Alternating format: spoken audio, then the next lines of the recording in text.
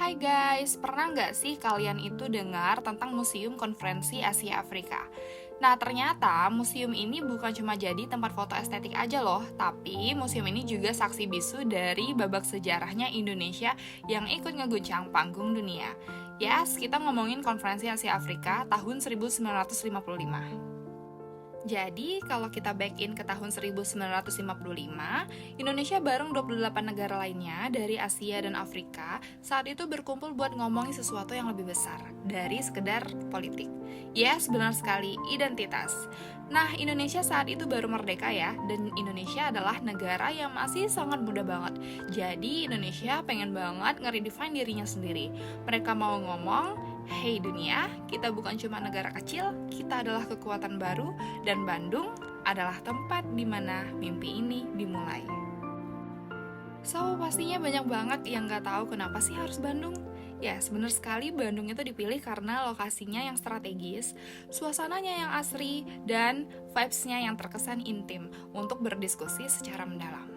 Saat itu pidato Soekarno di Gedung Merdeka waktu itu benar-benar jadi trigger yang bikin negara-negara lain itu sadar kalau Asia Afrika punya kekuatan dan punya voice di arena internasional.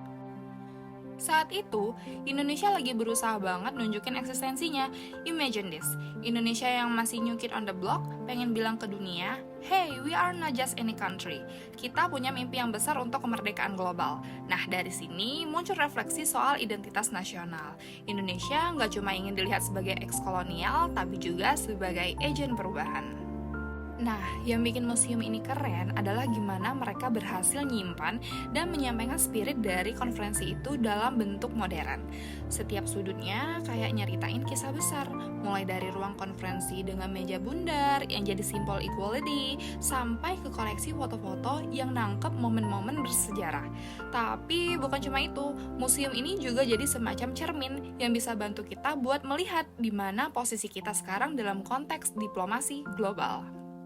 Di era modern ini, globalisasi udah kayak main game. Prinsip-prinsip dari KAA tahun 1955 ini justru makin relevan loh. Kalau dulu negara-negara Asia Afrika itu bersatu buat melawan kolonialisme, sekarang banyak banget krisis global yang baru muncul. Mulai dari climate change, kesenjangan ekonomi, hingga isu keamanan.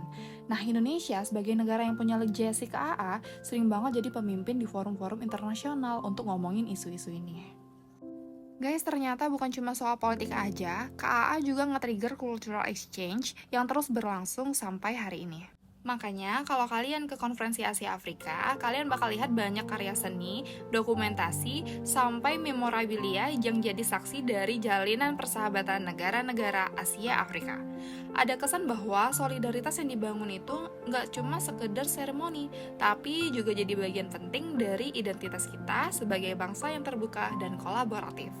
Guys, generasi sekarang itu punya tools dan akses yang dulu nggak dimiliki para founding fathers. Nah, kalau dulu konferensi ini berhasil membentuk sebuah narasi baru buat negara-negara yang dulu dianggap kecil, sekarang tugas kita itu untuk keep that legacy going. Museum ini adalah reminder buat kita semua bahwa Indonesia itu pernah jadi pusat pergerakan besar, dan di era digital ini kita harus bisa lebih dari itu. So, tunggu apa lagi? Kalau di tahun 1955 kita bisa jadi salah satu pemimpin gerakan anti-kolonialisme, sekarang kita punya kesempatan buat lead in solving modern global issues. The question is, are you ready to take on the challenge? Yes, Museum Konferensi Asia Afrika ini bukan cuma warisan sejarah, tapi juga panggilan buat kita semua untuk terus bertindak dan berkarya.